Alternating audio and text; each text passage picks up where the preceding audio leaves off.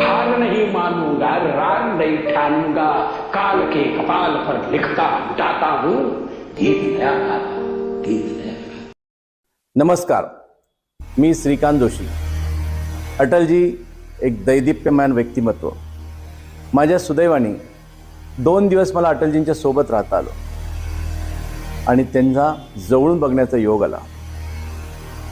अटलजींच्या सर्व भाषणांचे आम्ही खरं म्हणजे चाहते, पण आजही 1995च्या महाधिवेशनातलं अटलजींचं भाषण हे फक्त हृदयात नाही तर शरीराच्या रोमारोमामध्ये रक्ताच्या प्रत्येक थेंबापर्यंत सगळ्या ठिकाणी पोहोचलेलं आहे आणि त्या भाषणाच्या आठवणीने सुद्धा आम्ही रोमांचित होतो आणि चांगलं काम करण्याची प्रेरणा आज सुद्धा मिळते इतक्या वर्षानंतर। काय म्हणले होते अटलजी?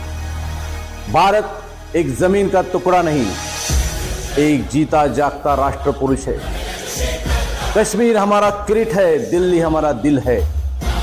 आणि संपूर्ण देशाचं वर्णन करत करत कन्याकुमारीत गेल्यानंतर अटलजींनी त्या कवितेचा भाषणामध्ये ज्या पद्धतीने समारोप केला, आज ही अंग उसळून उठतं।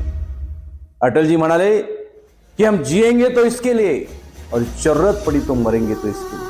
हमें मरने की कोई इच्छा नहीं है, हमें जीना है, लेकिन अगर देश के लिए जरूरत पड़ी तो हमारे प्राण भी त्याग देंगे, अर्पण करेंगे इस मातृभूमि के लिए। और मरने के बाद जब हमारी हड्डियां गंगा जल में समर्पित की जाएगी और कोई देशभक्त नागरिक अगर गंगा मैया को कान दे के सुनाएगा, सुनने की कोशिश करेगा, तो उसे एक ही आवाज़ सुनाई देगी, भारत माता की जय, भारत माता की जय, भारत माता की जय। अलौकिक विचाराचे अटलजी हे खरेखुरे देशभक्त। त्यांनी संपूर्ण आयुष्य देशासाठी वाहलं आणि देशसेवा केली।